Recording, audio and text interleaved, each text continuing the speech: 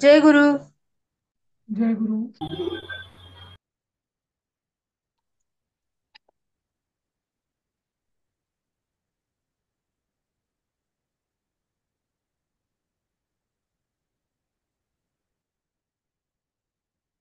जय गुरु. हा, जय गुरु.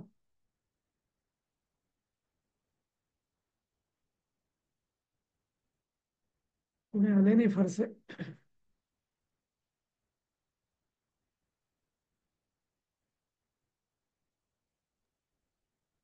फक्त 6च लोक आहेत. हो. हम्म. 7 आहेत, 7. 6 धरून 7 आहेत म्हणजे 6 आहेत. तर धरून 7 ना. हो हो. ठीक आहे, आपण सुरू करूया तसं. ठीक आहे. आपला की तो काल 7वा श्लोक झाला ना तसा. 6वा झाला. 6वा झाला का? हा. हो सर. एक मिनिट.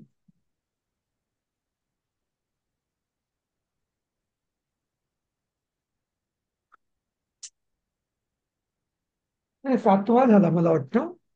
ठीक आहे, 7वा परत कोण करूया आपण. कोण करतोय? कोण वाचतोय? तर 8वा झाला होता काल. हा, मलाही झालेला तेच का? वाटतं. अच्छा. हो, झाला मलाही होता. तेच. हा, मलाही तेच वाटतंय. हम्म. झाला होता म्हणून. अं, ठीक आहे. पुढचं कोण वाचतंय मग? 8वा मी कोण वाचतोय? वाचते पण मला सांगता येणार नाही. हा. दमयंती दमम दाच सुवर्चसम उपपन्नान गुणैः सर्वैः भीमान भीमपराक्रमान. हा. ते पण मला ह्याचा अर्थ नाही सांगता येणार. मला नाही कळलं हे. कोण ट्राय करेल? तर तुम्ही जो अर्थ पाठवला त्याप्रमाणे गेलं तर मग तो अर्थ लागतो त्याचा. मी हा. करू का प्रयत्न? हा, करा ना, करा. ओके. तर अन्वय मी असा ऍक्च्युली तुमच्या ह्याच्या अर्थाप्रमाणे ती 3 पुत्रांची नावं आहेत. त्यामुळे दमयंती, दमम, दांतम, दमने ही त्या 4 मुलांची नावं आहेत. त्यात दमयंतीचं नाव आहे आणि दमम, दांतम, दमने हे या 3 पुत्रांची नावं आहेत. हम्म. ओके. तर असे 4. च म्हणजे हे आणि दमने, च सुवर्च सम म्हणजे हे तेजस्वी, सर्वैही गुणैही म्हणजे सर्व गुणांनी संपन्न, आणि भीमान भी पराक्रमात म्हणजे भीमासारखे अतिशय पराक्रमी, हम्म. आणि उपपन्नात म्हणजे वरती प्राप्त झाले होते पण इथे पराक्रमी झाले असं म्हणता येईल आपल्याला. हा, म्हणजे बरोबर. त्यांनी गुण. हो, बरोबर. ठीक आहे. हं. उपपन्नात म्हणजे त्यांना त्याला प्राप्त झाले ना. हा. भीमा. असं म्हणजे म्हणून. हा. ओके. मग भीम पराक्रमान उत्पन्नात म्हणजे अतिशय पराक्रमी असे प्राप्त झाले असं करावं लागेल म्हणून. हा, प्राप्त झाले किंवा भीमापासून. भीमान म्हणजे असं येऊ शकतो की भीमान ही पंचमी पण धरता येईल आपल्याला ऍक्च्युली. हा, म्हणजे पंचमी भीमान म्हणजे भीम राजा आहे ना, त्याला मुलं झाली ना ती. नाही हो. का? हा. तर म्हणजे सर्वैर भीमान म्हणजे त्या भीमापासून ही अशी 4 पुत्र झाली असं. हं. समजलं ना? म्हणजे भीमापासून त्या भार्येला त्याच्या ही 4 मुले झाली. म्हणजे एक कन्या आणि 3 मुलं, दम, दांत आणि दमन ही. दमने. हा. तर ही अशी मुलं झाली, मुलं असं. हा. सर दमनचं असेल तर दमनने कसं काय आलं ते? दमयंतीम दमम दान दमयंतीम दमम दांतम. हम्म. दमन नाही आलं. ऍक्च्युली दमनह जर नाव असेल हम्म. की त्याचं नावच दमने होतं. नाही नाही नाही. नाव दमने नसेल. हा. हम्म, हा. सर तुम्ही जे दिले त्यात दमनम आहे. हा. तुम्ही ते ऍक्च्युली पाठवलं ना दमनम. पीडीएफ. हा. हा. म्हणजे ते, आणि त्या मी तेच बघत होतो.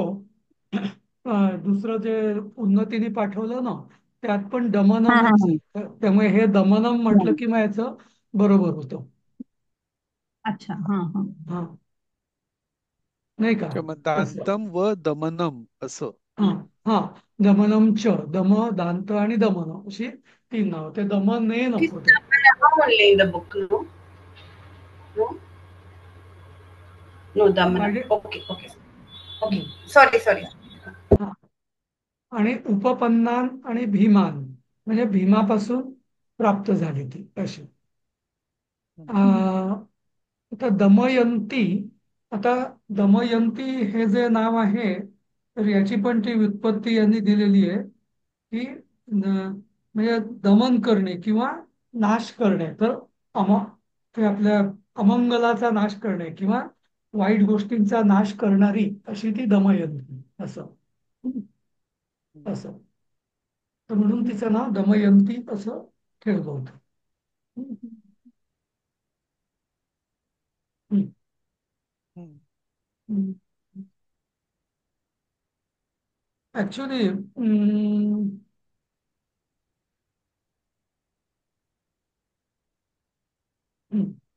ठीक आहे. तर 9वा श्लोक कोण वाचतंय?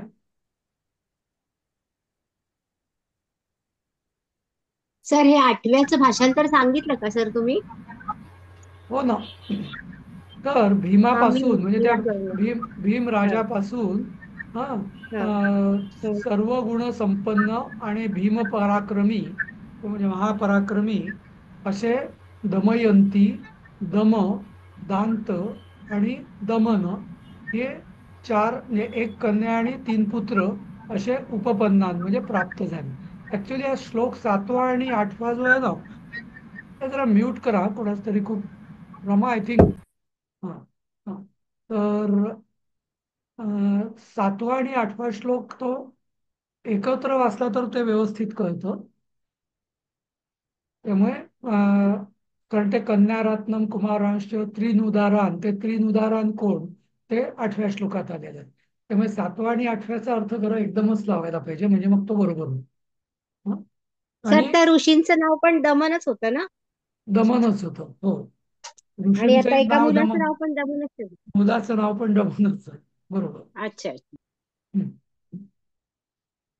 ठीक आहे. आता दमयंतीचा 9वा श्लोकाचा.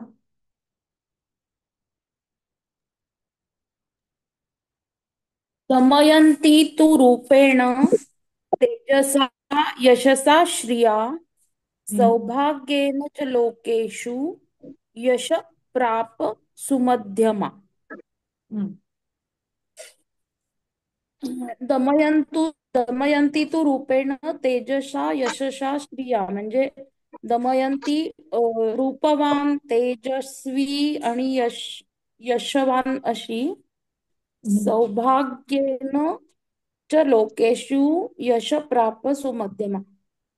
हं. सौभाग्याने अ, लोकेषु म्हणजे लोकांमध्ये म्हणजे तिन्ही लोकात बहुतेक प्रसिद्ध हं. झाली यश असं काही यश होईल का? हा. यश प्राप सुमध्यमा म्हणजे तिला यश प्राप्त केलं तिने. हा. सौभाग्य म्हणजे आपल्या कशाने, आता हे तृतीय सगळे रूपेण. रूपेण म्हणजे रूपानी, तेजानी, हम्म. यशानी आणि श्री. श्री म्हणजे संपत्ती असं म्हणता पैसा. येईल. हा. अच्छा. हम्म. हा.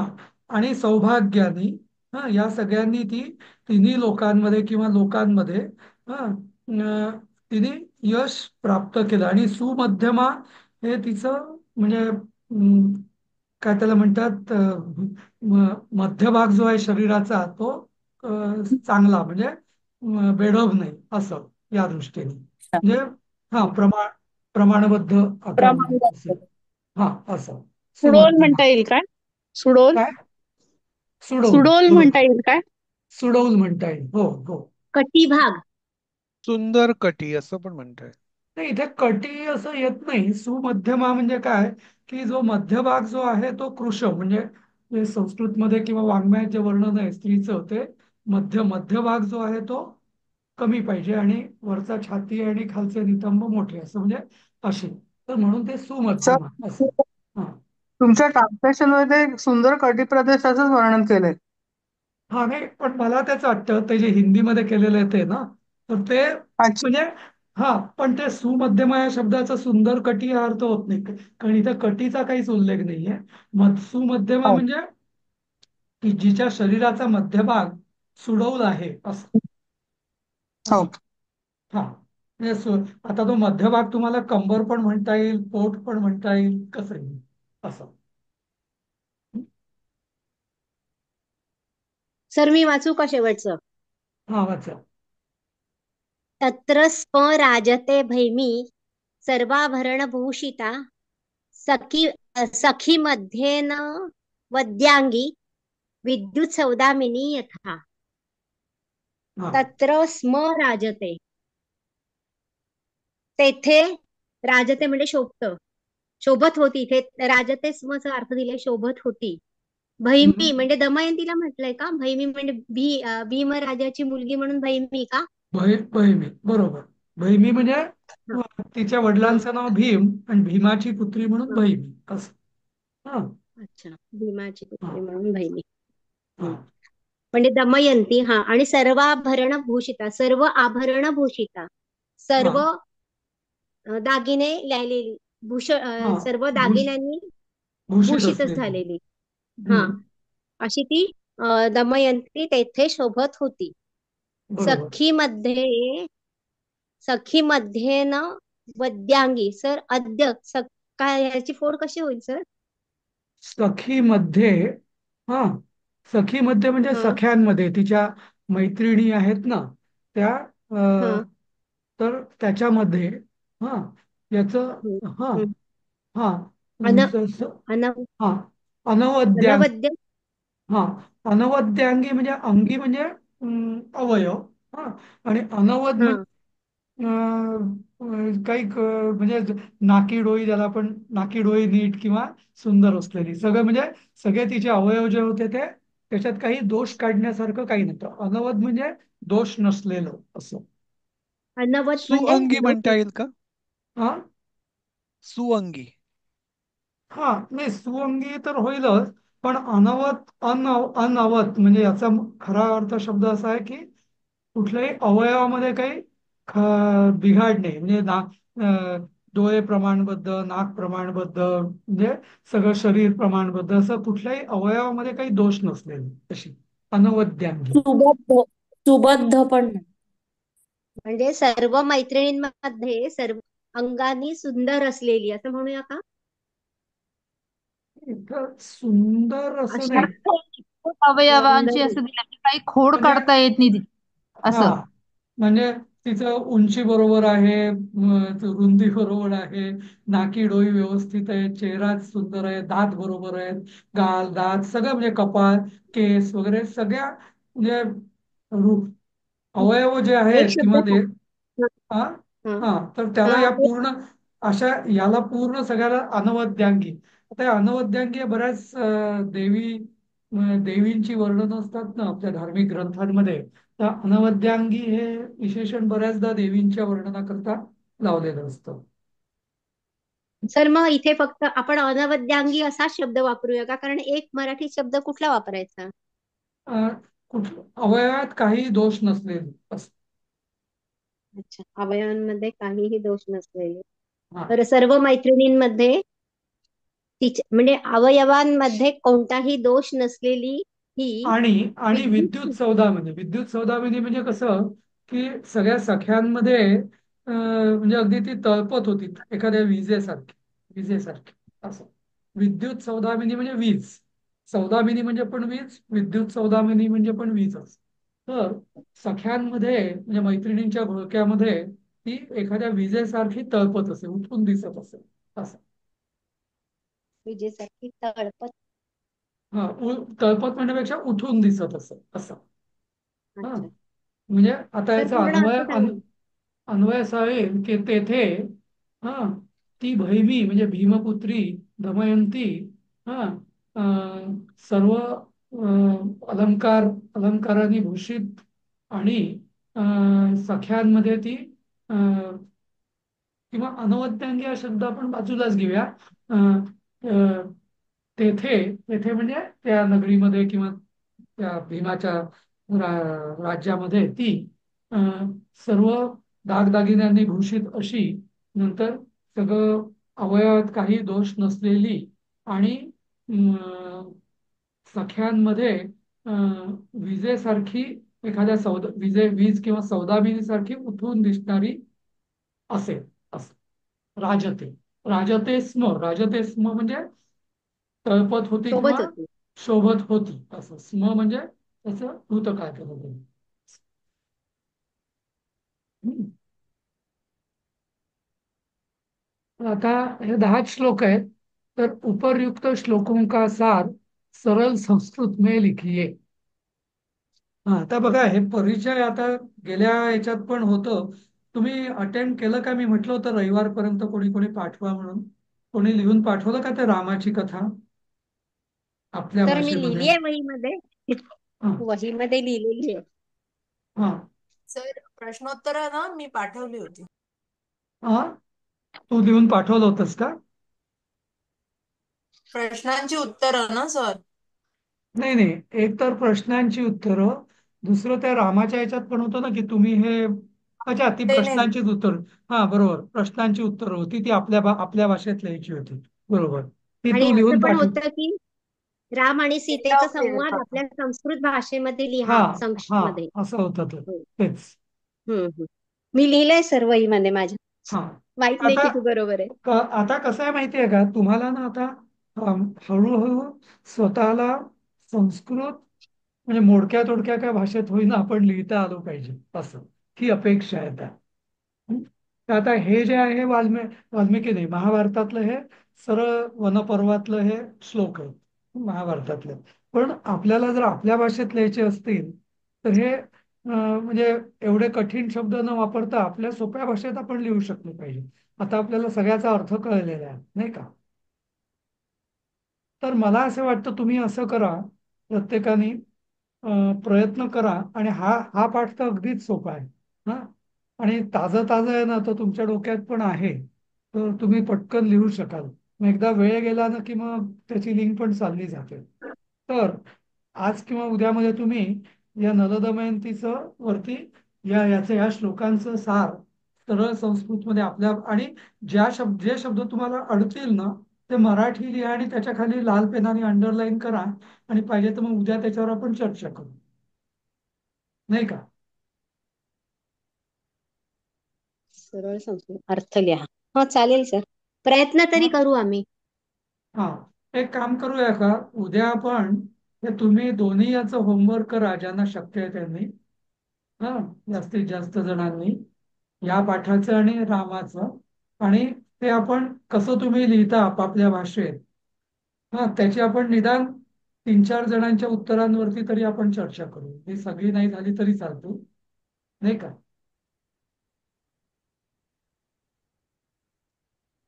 किंवा तुम्ही ठीक आहे असंही सर. करू. हा हा किंवा तुम्ही असंही करू शकता. अजून एक जरा म्हणजे तुम्हाला एकदम असं करणं जर कठीण वाटत असेल तर तुम्ही असे दोघी तिघींचे किंवा असे ग्रुप करा. आणि असं ग्रुप ग्रुप डिस्कशनद्वारे तुम्ही तयार करा तरी हरकत हम्म. आयडिया नाही का? चांगली आहे. हा हो सर. म्हणजे एकाला एकदम एवढं सुचत नाही ना. तर मग असे 3-4 जणींचे जर तुम्ही ग्रुप केले आणि त्या ग्रुपनी तुम्ही प्रेझेंट केलं तरी चालेल. देवीताईंचा ग्रुप आहेच ऑलरेडी. हा, आमचं सगळं बंद पडलं सध्या. तेच. तुमचा आहे ना 4 जणींचा ग्रुप? नाही आहे, पण मला ऑफिसचं काम इतकं भयानक आहे की आमचं ते बंदच पडलं डिस्कशन. अच्छा अच्छा. हम्म. असू दे, तर चला बघा तुम्ही करूया आता. प्रयत्न करायला काही हरकत नाही.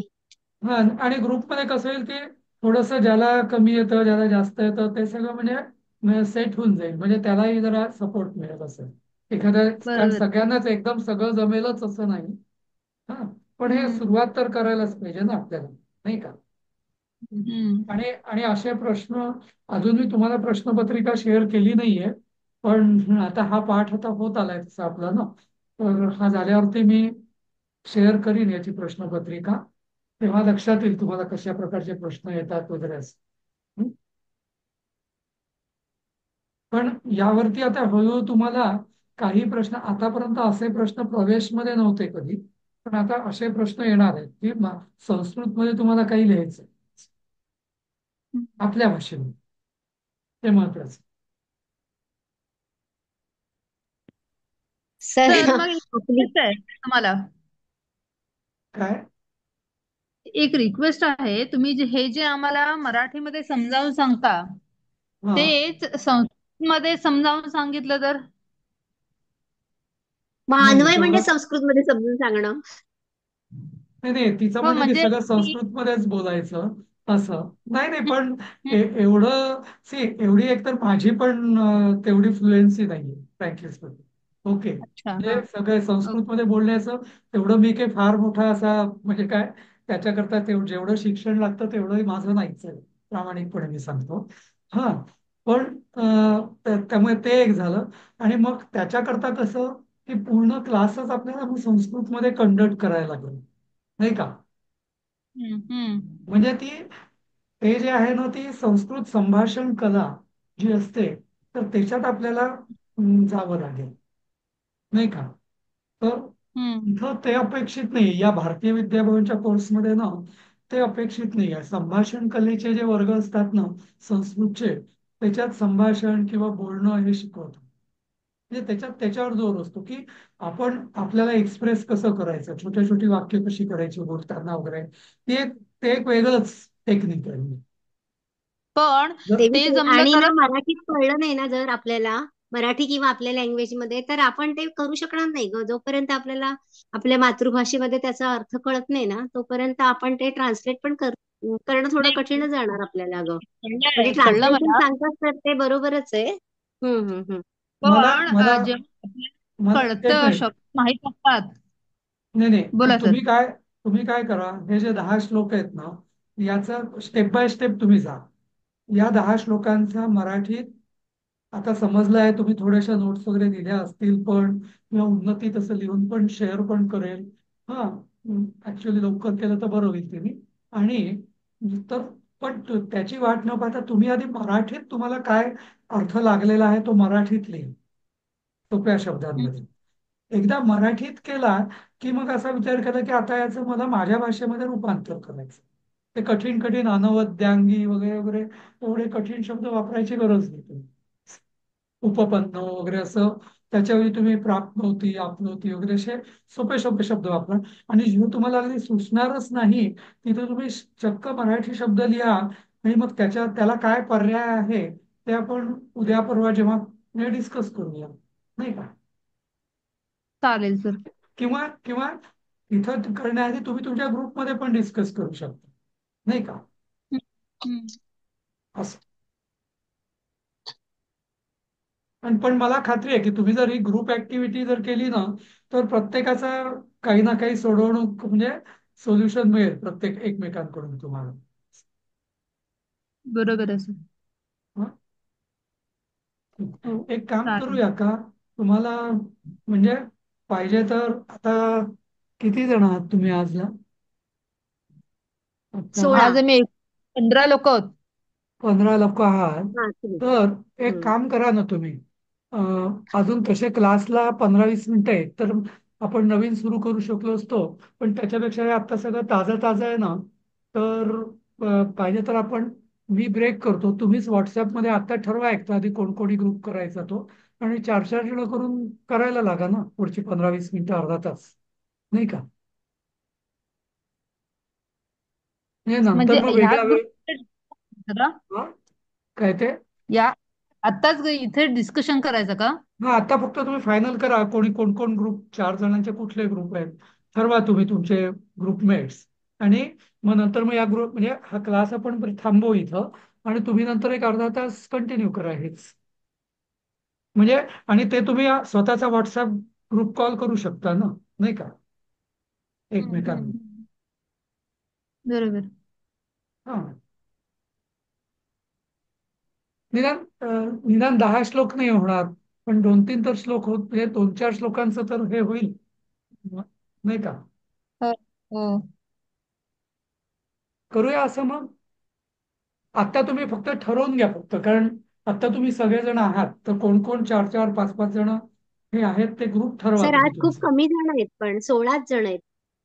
अगं अहो आता अशाच असतात. 15. 20 हा 16, 18, 20च्या वरती हल्ली जातच नाहीत आपले. नॉर्मली 18 असतात, एक दोघं नाहीयेत. दीपाली नाहीये आज. अजून आता 17 झाले पहा, म्हणजे मी नाही, म्हणजे मी सोडून 16. आणि 4-4 जणांचे करा ना, मग खूप झाले 4 जण. असे अजून दोघं ते कोण, त्यांची वाट पाहिली तर मग अजून वेळ लागेल ना. बरोबर. पटकन ठरवा कोण कोण. आमचा ऑलरेडी चौघांचा ग्रुप आहे ऍक्च्युली. अगं ते नाव ठरवून सांग ना मग तू, की आम्ही हा करतो आणि तुम्ही ब्रेक व्हा. मी, सुलभा, स्वाती आणि सुचिता, आम्ही चौघी आहोत. ठीक आहे, मग तुम्ही ब्रेक व्हा. हा हा बर, चालेल. तुम्ही सर एकमेक. हा दीपा नाही आज, दीपाली आज नाहीये. हा आणि उद्या आम्ही म्हणजे दीपा मी आम्ही उद्या नाही पण परवापासून दीपा मी आम्ही जरा बाहेर चाललोय. हम्म. तर मी लिहिते मला जसं येतं आणि पाहिजे तर उन्नतीला वगैरे पाठवते. मग तिने काही चुका असेल तर मला नाही सांगितलं नाही, तर चालेल बरं का? तसंही चालेल. बघा म्हणजे कसं तुम्ही ग्रुप करा, इंडिव्हिज्युअल करा, म्हणजे मी मला एकमेकांशी शेअर जेवढं करा, येतं तसं लिहिते. जसं हा जमेल तसं करा, कारण ॲज युअर दीपा पण आता कम्फर्टेबल. लिहितीये. हा. हो, तुम्हाला जसं हवं उन्नतीला तसं चालेल करा. का? उन्नती, मला तुला पण विचारते ना इंडिव्हिज्युअल विषय. करायलाच आवडेल ऍक्च्युली. उन्नती नाही तुला चालेल का? हा नाही राजेशजी, तुम्ही, रवींद्रजी आणि अविनाश नाही, दादा, मला तुम्ही इंडिव्हिज्युअल तिघांचा करायला ग्रुप करू आवडेल शकता. ऍक्च्युली, कारण ठीक आहे, मग एक काम करा, ग्रुप तुम्ही डिस्कशन. वैयक्तिकरित्या करा, चालेल. कोणाच्या हा, हा ज्यांना जसं जमेल तसं करा. हा, आपण इथे थांबूया. हम्म. पण म्हणजे आता हा तुम्हाला एक अर्धा तास मिळेल, नाही तर मग परत वेळ काढणं कठीण होईल ना या सगळ्या करता, म्हणून. हा? चालेल चालेल सर. मी ठीक इथे आहे. थांबवतो आणि उद्या मग नवीन पाठ सुरू करूया तुमचा. ओके. सर म्हणजे एकच मिनिट, काही मला थोडं कन्फ्युजन झालं, माझ्याकडून काही एक्सपेक्टेड आहे का? नाही, तुझ्याकडनं अगं एक्सपेक्टेड म्हणजे एक काम कर. पहिली गोष्ट म्हणजे तू मराठीत अर्थ या सगळ्यांचा लिहिणार आहेस ना, उत्तर म्हणून. लिहिलेलं आहे, माझ्या 5व्या पर्यंत झालेलं आहे, पुढचं चालूच ओके, आहे. पुढचं तू करून टाक. आता हा, ते याच्यानंतर. ऑलरेडी अपलोडेडच आहे. ओके, आता याच्यानंतर तू मराठी अर्थ लिहून ते अपलोड करून टाक, म्हणजे ऑनलाईन तिथेच कर.